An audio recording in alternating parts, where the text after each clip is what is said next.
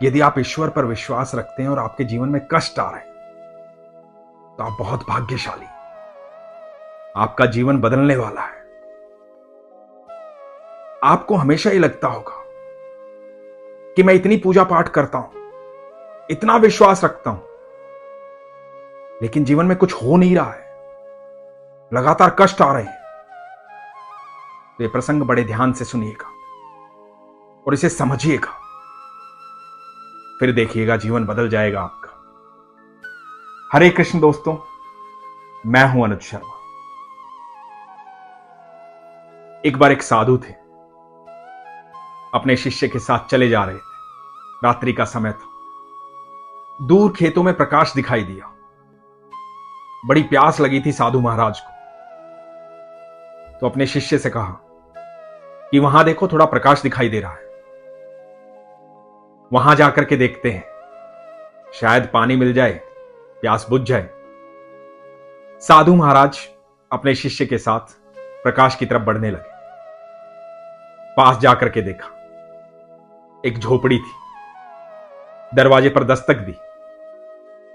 एक व्यक्ति आया, उसने साधु महाराज को प्रणाम किया। साधु महाराज ने कहा कि बड़ी प्यास लगी, दूर से चलते हुए आ रहे हैं, आपकी झोपड़ी में प्रकाश दिखाई दिया तो यहां आ गए, थोड़ा पानी मिलेगा। उस व्यक्ति ने बड़ी आवाभगत की, झोपड़ी के भीतर आसन बिछाया, साधु महाराज को, उनके शिष्य को बिठाया और साधु महाराज को कहा, मात्र पानी पीने से काम नहीं चलेगा, यह भोजन का समय है, आपको भोजन भी करना पड़ेगा। अपनी पत्नी से कहा कि भोजन की व्यवस्था करो। भोजन परोसा गया। साधु महाराज ने और उनके शिष्य ने बड़े आनंद से भोजन किया। जब भोजन हो गया, साधु महाराज चलने लगे तो व्यक्ति ने कहा कि अभी जाना नहीं है आपको, रात्रि बहुत हो गई है, रात्रि में यहीं विश्राम करें, सुबह चले जाइएगा। उस व्यक्ति की आवाभगत से साधु महाराज अति प्रसन्न हो, कहा कि ठीक है। तब साधु महाराज ने उस व्यक्ति से पूछा कि ये जमीन किसकी है? इतनी बड़ी जमीन और इसके बीच में झोपड़ी, तो क्या इस जमीन की तुम रखवाली करते हो? उस व्यक्ति ने कहा कि नहीं महाराज, ये सारी जमीन मेरी है। तो साधु महाराज ने कहा कि लेकिन इसमें कुछ बोया तो नहीं है तुमने? तो उस व्यक्ति ने कहा कि हम पति पत्नी और एक बच्चा है, हमारी भैंस है, बहुत दूध देती है, कुछ दूध बिक जाता है, कुछ बच जाता है, हमारा गुजारा हो जाता है, हमें कुछ करने की आवश्यकता होती नहीं, हम खुश हैं, प्रसन्न हैं। साधु महाराज ने कहा कि ठीक है, अच्छी बात है। सब विश्राम करने लगे। जब आधी रात हुई तो साधु बाबा ने अपने शिष्य को उठाया और कहा कि चलो, बिना शोर किए यहां से चलो। झोपड़ी से बाहर निकले, उस व्यक्ति की भैंस को खोला और भैंस को अपने साथ ले जाने लगे। शिष्य ने कहा कि महाराज ये क्या कर रहे हैं आप? ये तो पाप है, उसका गुजारा इसी भैंस से होता है, इसको कहां ले जा रहे हैं आप? साधु बाबा ने कहा कि आश्रम में इसकी अत्यधिक आवश्यकता है, वहां दूध चाहिए, इस भैंस को ले जाना पड़ेगा, ये यहां क्या करेगी? और साधु महाराज ने उस भैंस को लिया, अपने शिष्य के साथ आश्रम की तरफ बढ़ चले।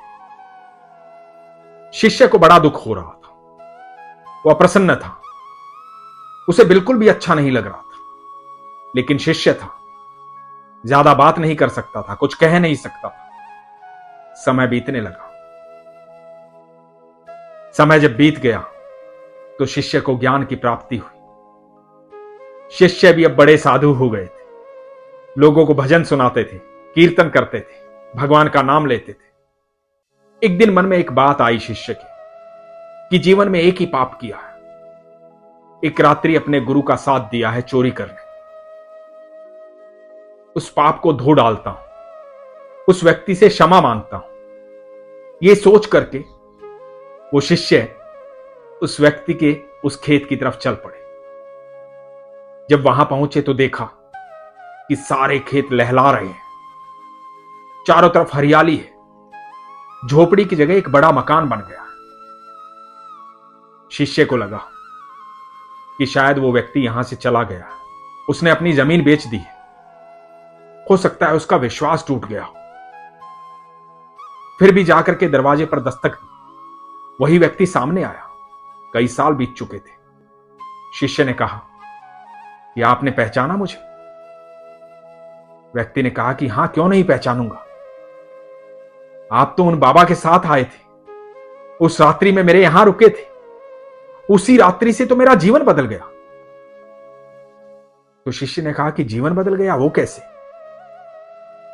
उस व्यक्ति ने कहा कि उस रात्रि मेरी भैंस चोरी हो गई थी, मेरे पास कोई उपाय नहीं था, कोई साधन नहीं था, गुजारे के लिए वही भैंस थी।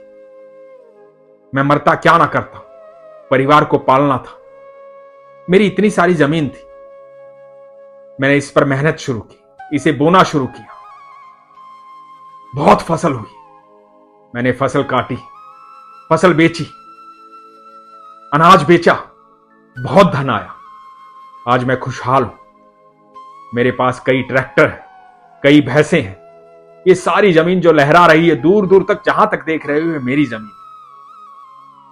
वो रात ना बीतती, उस रात मेरी भैंस चोरी ना होती, तो ये सफलता कभी ना मिलती, मैं यहां तक कभी ना पहुंचता। और मुझे पता है ये उस रात्रि में आपकी सेवा का फल है, ये ईश्वर ने मुझे आपकी सेवा का फल दिया है, मेरे अच्छे कर्मों का फल दिया है। आइए पधारिए, भोजन ग्रहण कीजिए।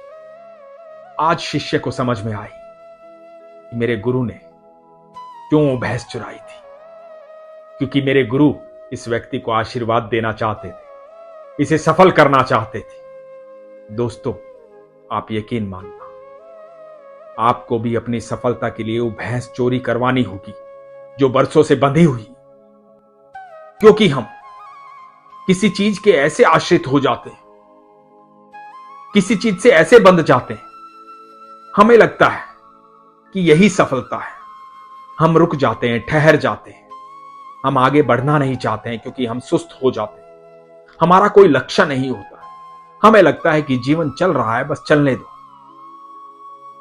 जीवन को सिर्फ काटना नहीं है, जीवन को योग्य बनाना है, इतना योग्य बनाना है कि हम दूसरों की मूलभूत आवश्यकताएं पूर्ण कर सकें।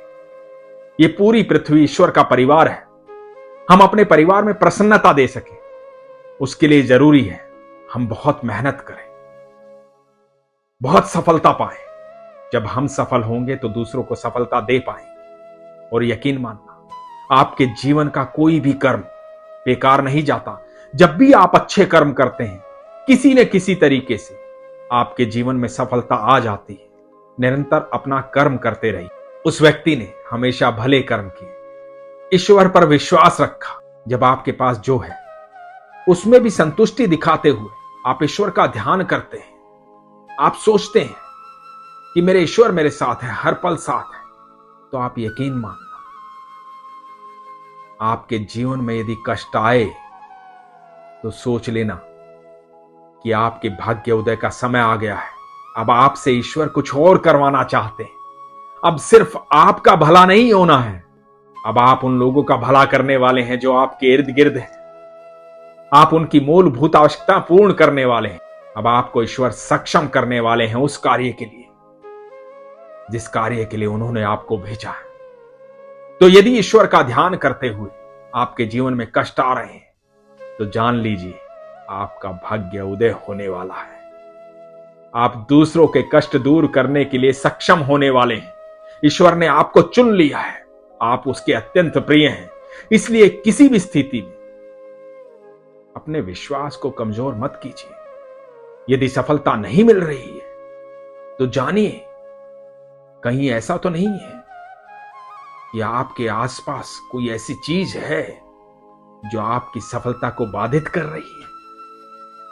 पूर्ण विश्वास के साथ अपने लक्ष्य को अपने ईश्वर के साथ साझा कीजिए। बताइए कि प्रभु, मैं सक्षम होना चाहता हूं। आपके आशीर्वाद और आपके विश्वास के साथ आप मुझे सक्षम बनाइए। मैं कभी भी कोई गलत कार्य नहीं करूंगा। जब मेरी मूलभूत आवश्यकताएं पूर्ण हो जाएंगी, तब मैं दूसरों की मूलभूत आवश्यकताएं पूर्ण करने में उनका सहयोग करूंगा। हे ईश्वर, मेरी इस प्रार्थना को स्वीकार कीजिए। मैं आप पर संपूर्ण विश्वास रखूंगा। आप यकीन मानना, जब आप ये बात ईश्वर से करेंगे, उसी क्षण ये जान लीजिए कि आपकी सफलता के सारे मार्ग खुल गए। इसीलिए हमेशा कहता हूं, अपने विश्वास को मजबूत रखिए, अपना ख्याल रखिए। हरे कृष्ण।